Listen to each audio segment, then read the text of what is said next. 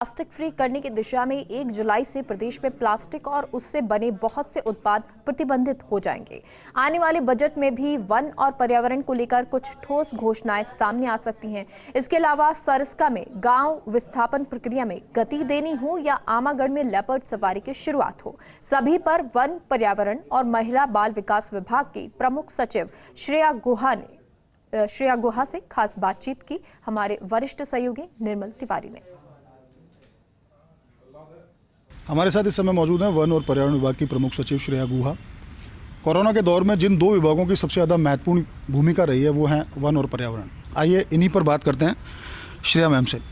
श्रेया जी, सबसे पहले तो कोरोना का एक ऐसा दौर आया जिसमें आप घर घर औषधि योजना भी लेके आए और निश्चित तौर पर कोविड काल में आयुर्वेद की प्रासंगिकता एक बार दोबारा से सिद्ध हुई है। किस तरह से इस योजना को लाए और एग्जीक्यूट किया, और अब आगे के जो दूसरे चरण हैं उनको कैसे एग्जीक्यूट करेंगे?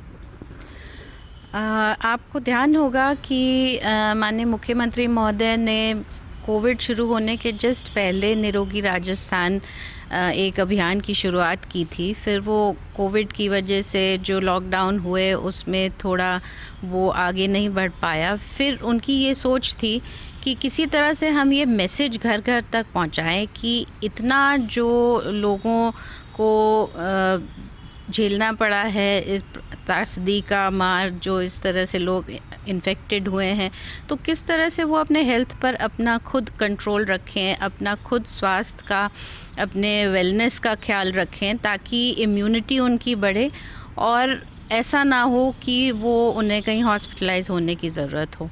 तो ये घर घर औषधि योजना उसी मंशा से लाई गई थी कि निशुल्क हम लोगों को इस तरह की औषधियाँ जैसे गिलोय, तुलसी, अश्वगंधा, कालमेघ, जो आपकी इम्यूनिटी को बढ़ाते हैं, वो आपके घर में आप उसको रखें, उसको उगाएं और एक मैसेज उससे अपने पूरे परिवार और साथियों के बीच में फैलाएं कि इसका अगर हम खुद ही संधारण करें तो अपना स्वास्थ्य का खुद ध्यान रख सकते हैं। मैम, अभी चूँकि महिलाओं बाल विकास की भी जिम्मेदारी आपके पास है, तो उड़ान योजना भी लेके आए आप, और इस दौर में जब बहुत प्रासंगिकता है इन सारी चीज़ों की कि हाँ महिलाएं आगे आएँ, उनकी सुरक्षा भी रहे, तो किस तरह से इस योजना को लाए और आगे भी इस योजना को अगर इसका कोई विस्तार करना है तो किस तरह से उसका विस्तार करना है? उड़ान योजना भी एक जो हेल्थ का मुख्यमंत्री साहब का जो एक सोच है उसी के तहत लाया गया है, क्योंकि वो हर मंच पे आपने देखा होगा कहते हैं कि महिलाओं की जो हेल्थ के इश्यूज़ होते हैं, जो रिप्रोडक्टिव हेल्थ के इश्यूज़ होते हैं, उसमें वो झिझकती हैं, उसमें बात नहीं कर पाती, परिवार में बड़े बूढ़ों से चर्चा नहीं कर पाती, तो कई बार वो अपने स्वास्थ्य का जो ध्यान रखने में वंचित रह जाती हैं।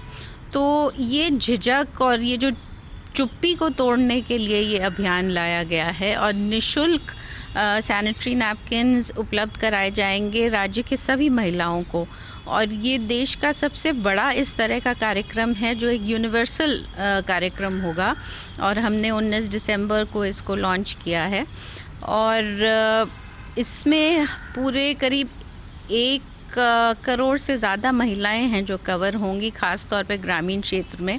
तो इसमें ना केवल ये है कि ये निशुल्क इनको उपलब्ध कराई जाएंगी, पर उनके स्वास्थ्य के बारे में और मेंस्ट्रुअल हेल्थ के बारे में जो उनको जानकारी होनी चाहिए और उनका एक सशक्त उनको करना कि वो बेझिझक इस बारे में बात कर सकें। तो ये, और ना केवल महिलाओं के बीच में, जो पुरुष हैं उनमें भी ये हम प्रचार प्रसार करना चाहते हैं कि आप अपने घर में, परिवार में जो महिलाएं हैं उनको इन सब चीज़ों के बारे में भी जागृत करें। क्योंकि देखिए बजट भी आ रहा है इस दौर में और लगातार निश्चित तौर पर विभागों में योजना भी बनी होंगी, वन विभाग से संबंधित भी योजनाएं होंगी, पर्यावरण की भी होंगी, महिलाओं बाल विकास की। क्या लगता है कि महिला सशक्तिकरण को लेकर के, या अगर वन विभाग की तरफ वापस लौटें तो वनों के संरक्षण, वन्यजीवों के संरक्षण को लेकर कुछ इस तरह के रिफ्लेक्शंस दिखेंगे? वन और पर्यावरण में पिछले 2-3 साल से हम कई नई पहल कर सकते हैं। ख़ास तौर पे पर्यावरण डिपार्टमेंट बहुत सक्षम डिपार्टमेंट नहीं था, बहुत छोटा सा हमारा कार्यालय था, और जो ये एक क्लाइमेट चेंज की चुनौती पूरे विश्व में आज के दौर में एक चुनौती बन के खड़ा हुआ है, तो उसको देखते हुए हमने पर्यावरण निदेशालय का गठन किया 2019 में। उससे हमें ये फ़ायदा हुआ कि हमें पूरा स्टाफ और एक पूरा संगठन मिल गया जो हमें पर्यावरण के जो इश्यूज़ हैं उसके बारे में प्रचार प्रसार करने में, लोगों को जागरूक करने में। और आजकल आपने देखा होगा कि माननीय एनजीटी और सुप्रीम कोर्ट के इतने सारे ऑर्डर्स आते हैं पर्यावरण से संबंधित, तो उनकी पालना करने के लिए पहले हमारे पास कुछ सेटअप था नहीं। तो इसके माध्यम से अब हम अच्छी तरह से उन केसेस का मॉनिटरिंग कर सकते हैं और ये भी हम सुनिश्चित कर सकते हैं कि कलेक्टर भी हमसे जुड़ें और कलेक्टर ज़िलों में इन आदेशों की पालना करें, इन नियमों की पालना करें। उसके साथ साथ वन विभाग में हमने कई इस तरह के नए संगठन हमने खड़े करने की कोशिश की है। सबसे बड़ी हमारी उपलब्धि रही है जो हमने वन निगम को खड़ा किया है। कई राज्यों में पहले से ही फॉरेस्ट कॉरपोरेशन बना हुआ था पर यहाँ नहीं था और हमें ऐसा लगता था कि जो वन विभाग के पास जो धरोहर है उसको अगर सही तरह से हम उसको हार्वेस्ट कर सकें, उसको हम मार्केट में लोगों को उपलब्ध करा सकें तो काफ़ी रेवेन्यू आने की संभावनाएं हैं। उसके साथ साथ आज हम FTI में यहाँ बैठे हुए हैं। FTI एक प्रीमियर ट्रेनिंग इंस्टीट्यूट था पर इसका बहुत ज़्यादा कुछ हम इसको आगे बढ़ा नहीं पाए थे। जैसे बगल में ही HCM रीपा है, वो एक अब जाना माना संस्था है। तो इसको और बढ़ावा देने के लिए हमने इसमें जोधपुर में एक ऑफिस खोला। फिर पिछले बजट में हमने ताल छापर में एक इसका इंस्टीट्यूट खोला है और इस साल अभी हाल ही में 19 दिसंबर को यहाँ पर एक हमने सेंटर फॉर नेचुरल रिसोर्सेज करके संस्था खोली है। उससे ये हो जाएगा कि एक सोसाइटी के रूप में जब काम करेगा तो ये अपने कंसल्टेंसीज़ अलग से कर सकेगा, अपना खुद का इनकम कर सकेगा। तो ये संस्था फिर सरकार पे डिपेंडेंट नहीं होगी और अपने अच्छे जो ट्रेनिंग प्रोग्राम्स आते हैं वो यहाँ रन हो पाएंगे। पर्यावरण के क्षेत्र में भी अगर मैं कहूँ तो काफ़ी हमने वेटलैंड अथॉरिटी पूरे स्टेट में बनाई है और सांबर हमारा रामसर साइट है, विश्व में बहुत प्रसिद्ध है। उसके लिए अभी हमने एक सांबर एजेंसी का भी गठन किया है। इस तरह से कई जो इंस्टीट्यूशन बिल्डिंग है वो काफ़ी हो पाया है। मैम, अब चूँकि कोरोना के दौर में ये देखा लोग नेचर की तरफ लौटे हैं और अब चूँकि आपके नेतृत्व में ही जहाँ तक इको टूरिज़्म पॉलिसी भी बनाएगी तो इको टूरिज़्म पॉलिसी को लेकर वाइल्ड लाइफ टूरिज़्म से जोड़ते हुए तमाम आगे किस तरह की योजनाएं सामने आएंगी जिसमें कुछ नई साइट्स भी लोगों को देखने को मिले, डिपार्टमेंट की तरफ से नई साइट्स को एक्सप्लोर किया गया और वन भी सुरक्षित है, वन्य जीव भी सुरक्षित है, पर्यटन भी बढ़े? हमें इस बात की बहुत खुशी है कि इको टूरिज़्म पॉलिसी राजस्थान में हम लागू कर पाए हैं क्योंकि वैसे तो हमारे पास काफ़ी नेचुरल हेरिटेज है जिसका काफ़ी पूरे देश विदेश में उसका बहुत लोग जानते हैं, आते हैं। पर हम ऐसा लग रहा था कि शायद जैसे रणथंभौर हो या सरिस्का हो उस तक ही सीमित था। जो हमारे दूसरे बहुत अच्छे वाइल्ड लाइफ के अलावा भी जो नेचुरल साइट्स हैं उनकी तरफ भी ध्यान आकर्षित करना चाहिए। और ये कोविड से एक हम अगर कहें जो एक नई चीज़ उभर के आई है कि आउटडोर्स टूरिज़्म की तरफ लोगों का बहुत रुझान हुआ है और ये इको टूरिज़्म पॉलिसी उस तरह से एक सही टाइम पे आई है क्योंकि हम अपने बजट को भी इस तरह से अब डाइवर्ट कर पा रहे हैं कि हम लोगों को ऐसे अननोन साइट्स पे अट्रैक्ट करें। तो हमने हर डिस्ट्रिक्ट को ज़िला कलेक्टर की अध्यक्षता में एक इको टूरिज़्म कमेटी बनाई है और वो इको टूरिज़्म कमेटी एक डिस्ट्रिक्ट प्लान बनाएगी जो उनके स्तर पे जो वो प्राथमिकता समझते हैं उन साइट्स को वो हमें बताएंगे और उनका डेवलपमेंट करने के लिए हम उन्हें बजट उपलब्ध कराएंगे। एक सवाल ये भी था, एक प्लास्टिक फ्री करने की योजना चल रही थी पर्यावरण और प्रदूषण नियंत्रण मंडल के स्तर पर कि प्लास्टिक बॉटल्स का यूज़ हो, उसको कम से कम उसका यूज़ किया जाए, प्लास्टिक फ्री करने की बात थी। तो उस दिशा में कितना आगे बढ़ा डिपार्टमेंट? भारत सरकार ने जो प्लास्टिक वेस्ट मैनेजमेंट रूल्स हैं उसको चेंज करते हुए अमेंडमेंट वो लेके आए पिछले साल और वो चाहते हैं कि इस आने वाले वर्ष में तरह तरह के जो प्लास्टिक के प्रोडक्ट्स हैं उनको बैन कर दिया जाए। हमने पिछले 6 महीने से एक कमेटी का गठन किया है मुख्य सचिव महोदय की अध्यक्षता में, जो एक स्पेशल टास्क फोर्स की तरह काम करती है, जिसमें सभी विभाग जुड़े हुए हैं। और हमने एक स्टेट का एक्शन प्लान बनाया है। तो हम चाह रहे हैं कि 1 जुलाई से जो आइटम्स बैन होंगे तो उसका अभी हम लोगों में प्रचार प्रसार इस तरह से करें, लोगों को समझाएं, और ख़ास तौर पे जो चीज़ें बैन होंगी उनका ऑल्टरनेटिव प्रोडक्ट्स क्या हैं वो इंडस्ट्री डिपार्टमेंट से हम चर्चा कर रहे हैं, ताकि इस तरह की यूनिट्स लग पाएँ कि प्लास्टिक बैग्स की जगह कंपोस्टेबल बैग्स हों, या जो क्रॉकरी, जो डिस्पोजेबल क्रॉकरी आती है या कटलरी आती है, उसकी जगह बैम्बू या दूसरे तरह के प्रोडक्ट्स यूज़ हों। तो इस दौरान प्रचार प्रसार हम कर रहे हैं, लोगों को समझाने की कोशिश कर रहे हैं, और जब 1 जुलाई से एनफोर्समेंट का काम होगा तो वो भी हम इंश्योर करेंगे। एक इसमें बीच में ये भी आया था कि जो प्लास्टिक का जो गार्बेज कलेक्शन करेंगे उसके बदले में जो अगर कोई उसको पैसा भी वो देंगे लोगों को, कि दूध की थैली भी अगर आती है अगर उसमें, तो उसको अगर इकट्ठा करेंगे तो 5 पैसे 10 पैसे उसका इस तरह का मूल्य करके, और एक इस तरह के सेंटर्स बनाए जाएंगे, कलेक्शन सेंटर्स। तो इस तरह का उसमें भी कोई प्लान है आगे करने का उसके लिए? जो सॉलिड वेस्ट मैनेजमेंट और प्लास्टिक वेस्ट मैनेजमेंट रूल्स हैं उनका इम्प्लीमेंटेशन LSG डिपार्टमेंट करता है अपने नगर पालिका और नगर निगमों के माध्यम से। तो ये इंश्योर करना कि कलेक्शन कैसे हो, उसका सेग्रीगेशन कैसे हो, उसका डिस्पोजल कैसे हो, ये सभी अर्बन बॉडीज़ को ध्यान रखना है।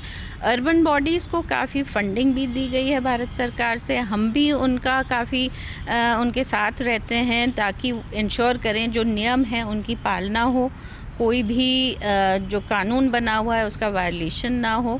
और ये एक कठिन कार्य है, क्योंकि न केवल शहरों में, पंचायतों में भी अगर आप देखें ग्रामीण क्षेत्र में, उसमें पंचायत विभाग को प्रभारी बनाया गया है, वहाँ भी बहुत बड़ी ये समस्या हो गई है।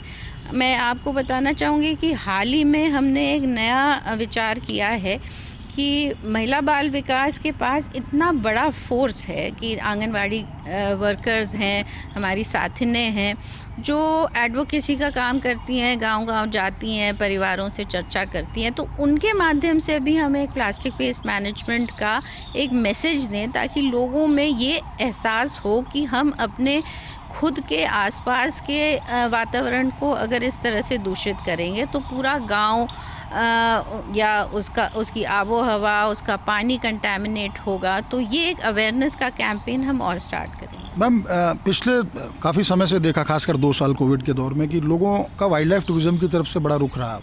काफ़ी लोग गए, कि चाहे वो रणथंभौर हो, सरिस्का हो। मुकंदरा को वापस से उसमें बाघों का पुनर्वास हो, इस तरह की क्या कोई योजना है? नंबर 2, रामगढ़ विषधारी को लेकर के किस तरह का प्लान चल रहा है? कि हाँ, चूँकि उसका अभी नोटिफिकेशन जारी होना है और वो 4थे टाइगर रिजर्व के तौर पर आएगा, तो उसमें किस तरह से बाघों का पुनर्वास किया जाएगा या वहाँ छोड़े जाए, शिफ्टिंग की जाएगी? मुकुंदरा में सबसे बड़ा इशू जो है वहाँ का हैबिटेट इम्प्रूवमेंट का है। वो हैबिटेट अगर इस तरह नहीं होगा कि वो वहाँ पे एक प्रे बेस पनपे, और प्रे बेस जब आगे वहाँ बढ़ेगा तभी कोई टाइगर्स के कुनबे को हम सस्टेन कर पाएंगे। तो केवल टाइगर को वहाँ रीलोकेट करना और उसके बाद उसको हम नहीं संभाल पाए, तो गत वर्षों में जिस तरह की स्थिति बनी है हम नहीं चाहेंगे कि पुनः ऐसी स्थिति हो।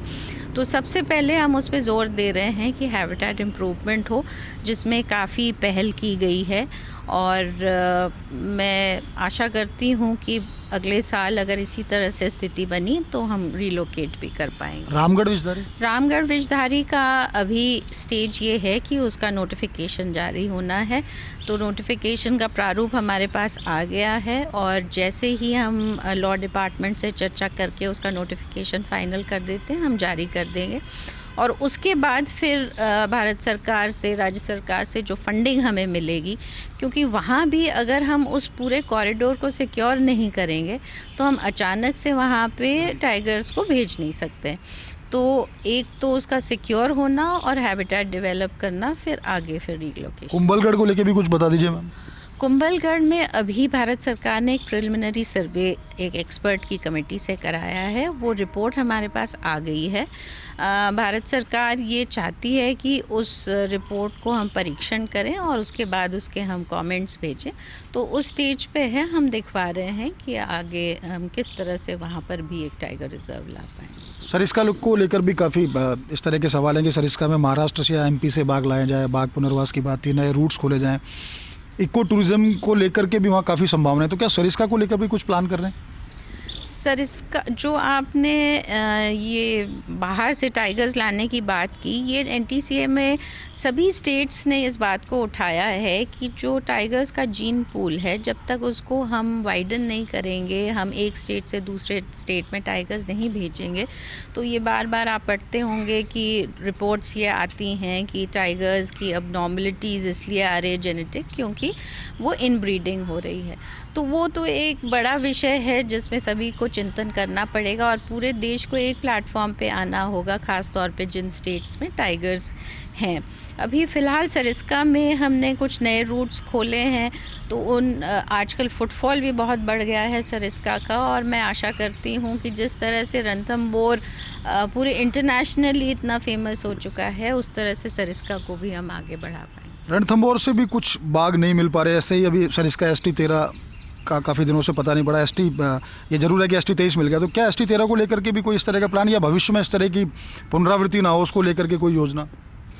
ST13 जितना मुझे वहाँ फील्ड डायरेक्टर ने जानकारी दी है कि करीब पूरे पार्क की वो कोम्बिंग कर रहे हैं और 100 के आसपास स्टाफ लगा हुआ है, और उन्होंने जो मुझे बताया है कि अब वो आसपास के जो पेरिफेरी के गांव हैं वहाँ पर भी दिखवा रहे हैं, क्योंकि वो पहले भी एक बार ऐसे हो चुका है कि वो पेरिफेरी में कहीं चला गया था। तो वो फील्ड डायरेक्टर अपने स्तर पे उसको संभाल रहे हैं और हम निरंतर उनके संपर्क में हैं। और जैसा मैं समझती हूँ कि जो वाइल्ड लाइफ के एरिया में एक नेचुरल बिहेवियर जो होता है वाइल्ड एनिमल्स का, तो उसको भी हमको दिमाग में रख के सोचना चाहिए कि उनकी सुरक्षा या कंजर्वेशन तो बहुत ज़रूरी है, बट जो एक नेचुरल टेंडेंसी टाइगर्स की होगी कि टेरिटोरियल फाइट्स होंगे या कोई कब्स और मेल टाइगर्स हैं उनका एक संघर्ष होगा, जो उनका नेचुरल बिहेवियर है। इसमें एक सवाल है, मैं बीच में इंटरप्ट कर रहा हूँ आपको। सरिस्का के लिए बड़ी चुनौती है वहाँ के गाँव का विस्थापन, तो क्या उस पैकेज को रिवाइव करें जो पुराना जो बहुत पहले से चला रहा लोग, क्योंकि उसको स्वीकार नहीं कर रहे गाँव वाले, और गाँव वाले रहते हैं तो पोचिंग की संभावनाएं बढ़ जाती हैं और तरह की भी समस्याएं सामने आती हैं। तो क्या उधर गाँव के पुनर्वास को लेकर के कोई ठोस ऐसा कोई नया पैकेज लेके आ रहे हो? पिछले 2 साल में बहुत अच्छी प्रगति सरिस्का में हुई है। बीच में 2-3 साल किसी कारणवश बिल्कुल ही रिलोकेशंस नहीं हो रहे थे, तो हम रिलोकेशंस का काम 2019 से हमने दोबारा स्टार्ट किया है और कई फैमिलीज़ हम बाहर लेके गए हैं। पैकेज जो है अभी हाल ही में जो 10 लाख का पैकेज है वो 15 लाख का पैकेज हो गया है। तो और उसके साथ साथ जो कैश के अलावा जो लैंड का पैकेज है वो भी बहुत ही आकर्षक है। तो मुझे नहीं लगता कि पैकेज की वजह से कोई लोगों में रुचि नहीं है। लोग तो चाहते हैं सफिशेंट हमको लैंड बैंक मिल जाएगा कि कहाँ उनको हमको विस्थापित करना है, तो वो प्रक्रिया और आगे बढ़ेगी। तो कलेक्टर से हम निरंतर संपर्क में हैं। अभी हाल ही में मुख्य सचिव महोदय की अध्यक्षता में मीटिंग भी हुई है, कलेक्टर्स को पाबंद किया गया है, तो वो जल्द ही मेरे ख्याल से जो प्रगति हो रही है उसको हम और आगे बढ़ाएंगे और ये समस्या का समाधान होगा। जी मैम, एक सिटी वाइल्ड लाइफ टूरिज्म को लेकर के काफ़ी सवाल जेहन में आते हैं बार बार। अब आमागढ़ आप लेके आ रहे हो, उम्मीद है आप जल्दी जाकर देखेंगे किस तरह का टेरेन वहाँ बना है। क्या आमागढ़ को कब तक शुरू कर देंगे और क्या आमागढ़ की तरह और भी लेपर्ड रिजर्व शुरू करने का कोई जो प्लान है? क्योंकि प्रोजेक्ट लेपर्ड काफ़ी पुराना भी हो गया लेकिन उसमें ज़्यादा प्रगति नहीं हो पाई। झालाना जैसे बहुत हमारी एक सक्सेस स्टोरी है और एक अर्बन सफारी डेवलप करना और उसको सस्टेन करना, मेरे ख्याल से ये वन विभाग की पूरी टीम ने बहुत मेहनत की है। आमागढ़ में तो पैदल भी ट्रैक कर चुकी हूँ, पूरा रूट मैंने देखा हुआ है, और उसी तरह से जयपुर शहर के आसपास कई ऐसे रूट्स हैं जहाँ बहुत ही सुरक्षित हमारे सैंक्चुरी एरिया में अच्छे इस तरह के सफारीज़ बन सकते हैं। तो हम जल्द ही आमागढ़ को हम उस कोशिश करेंगे कि हम उसको अनाउंस कर पाएँ, लॉन्च कर पाएँ, और नए रूट्स को भी हम तलाश कर रहे हैं जहाँ पर सिटी के जो लोग हैं जो घूमने जाना चाहते हैं, जो नई चीज़ें देखना चाहते हैं, ख़ास तौर पे जो बच्चे हैं उनको एक एक्सपोजर होना चाहिए, तो वो हम करने की कोशिश। मैम एक अंतिम सवाल, चूंकि बजट आ रहा है, मैं वापस बजट पर आ रहा हूँ। बजट आ रहा है, क्या कुछ नवाचार देखने को मिलेंगे जो विभाग आपके पास हैं, वन, पर्यावरण या महिला एवं बाल विकास की बात करें? नहीं, ज़रूर, क्योंकि हर बजट में हम ये कोशिश करते हैं कि हम कुछ ना कुछ नया लेके आएँ।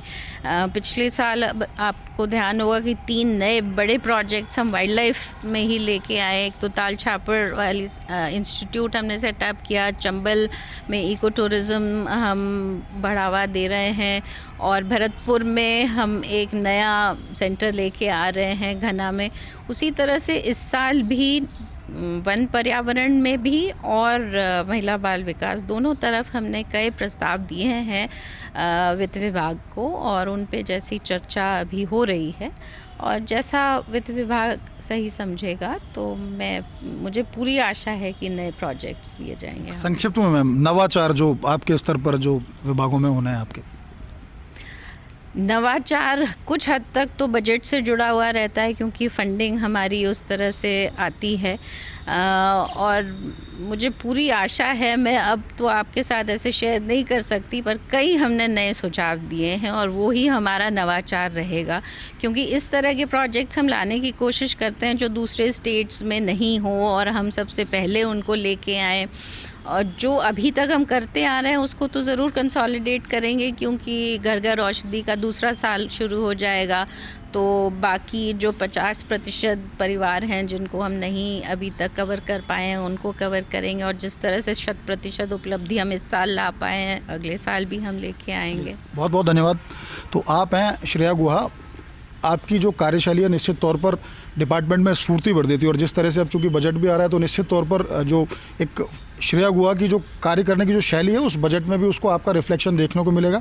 निश्चित तौर पर चाहे वन विभाग की बात हो या पर्यावरण विभाग की बात हो, प्लास्टिक फ्री करने की योजना जिस तरह से जुलाई में लागू होनी है, नए सिटी वाइल्ड लाइफ टूरिज्म को लेकर प्रोजेक्ट आने हैं, जिस तरह से इको टूरिज्म पॉलिसी को लागू किया है, तो तमाम इस तरह के जो विभाग में नवाचार हो रहे हैं निश्चित तौर पर बजट में उनको देखने को भी मिलेगा, और जो उम्मीदें हैं विभाग से जो आमजन ने भी लगाई है, सरकार ने लगाई, वो भी पूरी होती दिखाई देती हैं। कैमरा पर्सन विजय के साथ Nirmal Tiwari, first India news, Jaipur.